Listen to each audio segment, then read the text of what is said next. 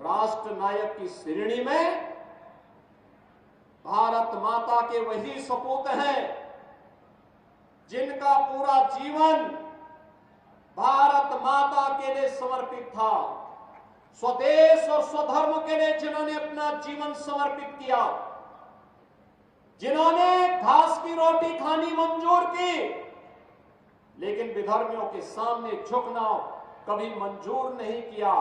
उन राष्ट्र नायकों में महाराणा प्रताप का नाम आता है, छत्रपति शिवाजी महाराज का नाम आता है, गुरु गोविंद सिंह जी महाराज का नाम आता है। बहनों और भाइयों, स्वतंत्र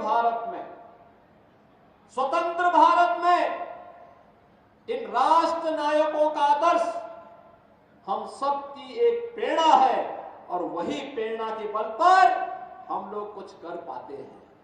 और इसीलिए हम कहना चाहते हैं बहनों और भाइयों, इन राष्ट्र नायकों का सम्मान हर हाल में होना चाहिए। जो लोग इन राष्ट्र नायकों को सम्मान नहीं दे सकते वे किसी मानसिक विकृति के शिकार हैं और उनके उपचार की आवश्यकता है,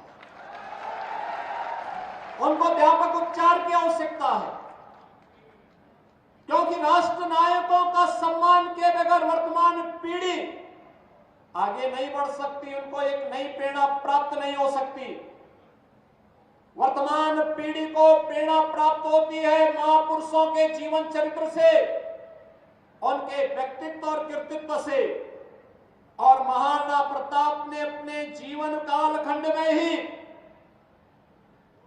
मेवाड़ राजवंश से जुड़े हुए वे सभी क्षेत्र जिन्हें कभी अकबर ने हड़पने की कुत्सित चेष्टा की थी, उन्हें वापस लेकर के अकबर को भी घुटने टेकने के लिए मजबूर कर दिया था।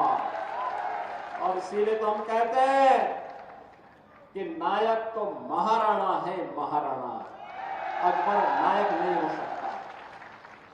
नायक छत्रपति शिवाजी महाराज हैं जिन्होंने औरंगजेब को घुटने टेकने के लिए मजबूर किया और घुटते घुटते बेमौत मरने के लिए मजबूर कर दिया था। इसलिए नायक छत्रपति शिवाजी महाराज हैं, औरंगजेब नहीं हो सकता है।